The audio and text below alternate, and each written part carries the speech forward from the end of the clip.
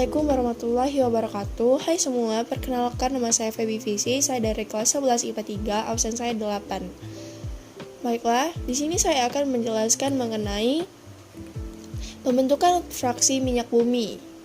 Ya. Jadi saya akan membahas mengenai pembentukan fraksi minyak bumi dari proses pembentukan minyak bumi, komposisi minyak bumi, proses pengolahan minyak bumi, dan fraksi beserta manfaat minyak bumi. Oke, langsung saja. Yang pertama, ada proses pembentukan minyak bumi. Minyak bumi terbentuk dari pelapukan berbagai macam sisa-sisa organisme seperti tumbuhan, hewan, dan jasad-jasad teknik yang sudah tertimbun dalam dasar lautan bersama lumpur selama jutaan tahun lamanya.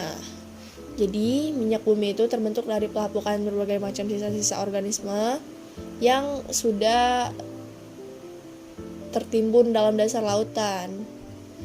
Lumpur tersebut akan berubah menjadi berbagai batuan sedimen yang berpori, sedangkan sisa-sisa organisme akan bergerak ke tempat yang tekanannya rendah dan terkumpul pada sebuah daerah perangkap, yaitu batuan kedap, gas alam, minyak, dan air terakumulasi sebagai deposit minyak bumi.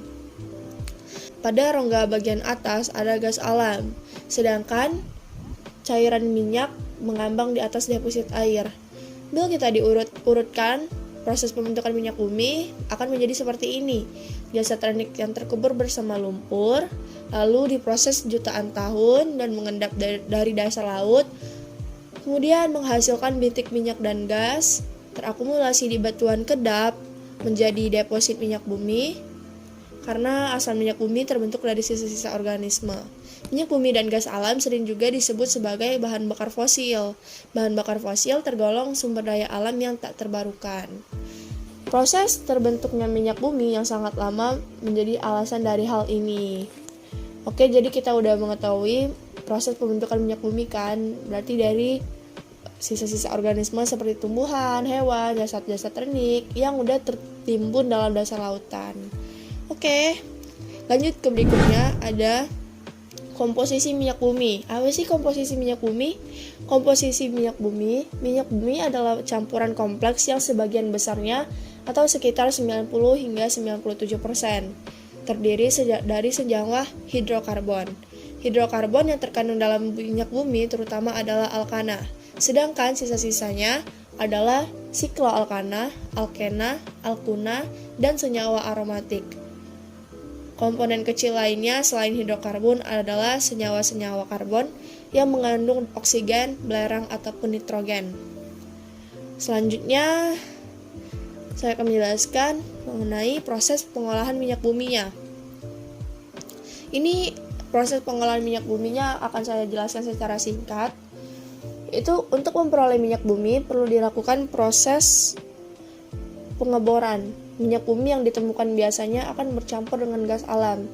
Minyak bumi yang telah dipisahkan dari gas alam berbentuk cairan kental hitam dan berbau, disebut minyak mentah atau crude oil.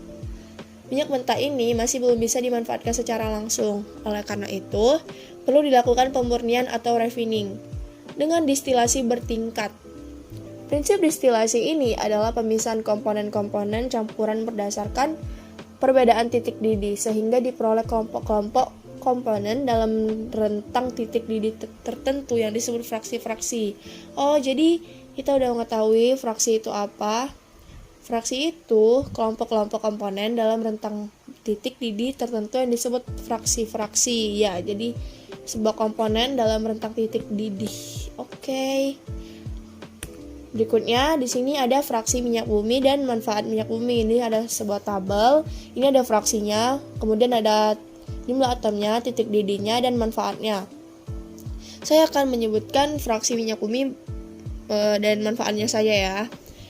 Fraksi minyak bumi gas, manfaatnya adalah bahan bakar gas atau LPG dan bahan baku sintesis senyawa organik.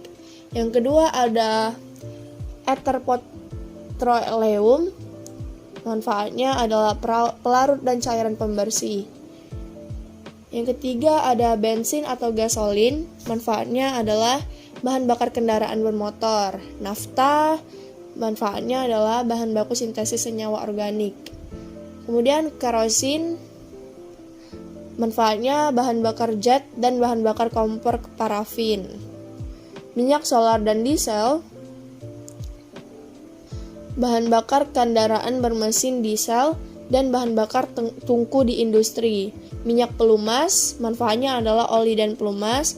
Lilin, manfaat minyak buminya, petroleum jelly dan lilin parafin untuk membuat lilin. Kertas berlapis lilin, lilin batik, dan bahan pengkilat seperti semir. Kemudian minyak bakar, manfaatnya adalah bahan bakar kapal, pemanas industri atau boiler plant, dan pembangkit listrik. Dan yang terakhir ada bitumen residu. Bitumen residu manfaatnya adalah material aspal, jalan, dan atap bangunan.